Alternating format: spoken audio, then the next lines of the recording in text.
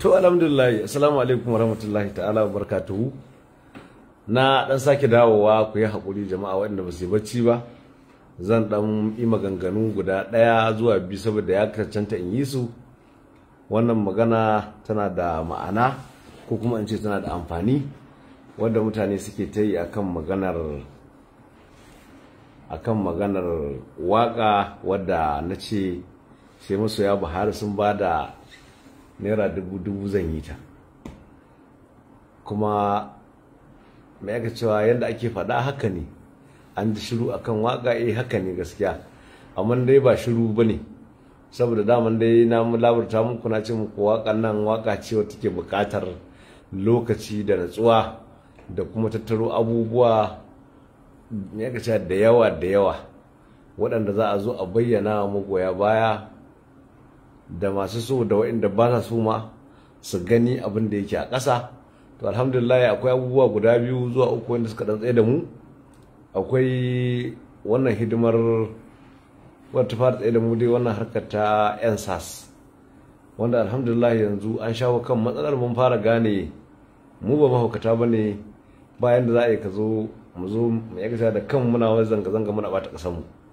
Wannan ba daidai ba ne. Alhamdulillah mutane matasan mu na san kowa ya fuskanci waɗanda suke wancan abin, akwai wani abu a ransu, saboda mu idan an ce yan sas to mu kuma na musa kanmu. Mu security shi bukatar shi muke yi, to idan an ce a cire security kuma a sa mana wa. To wannan dai ta zo ta wuce. Akwai kuma dalilai biyu zuwa uku wanda suka ƙara tsaye da mu akan maganar abin jam'iyya, tunda mu a jam'iyyance muke da abin da ya zo sai mun yi ƙoƙari mun ga mun yi wani shirye-shirye wanda za a ci gaba da ƙoƙari na maganar rijista na wannan jam'iyya. To yanzu dai alhamdulillahi muna nan ana ta da gurguzar ganguna na wannan waka, saboda waka za ta zo muku ne mai ake cewa dalla-dalla. Za a zo da akwai ta farko ya ko kuma ce akwai episode 1, akwai episode 2, akwai episode 3, haka za mu rika yin ta hawa in Allah yadda. Kowa zai ga abin da muke faɗi ya tabbatar ba ƙarya ba ne.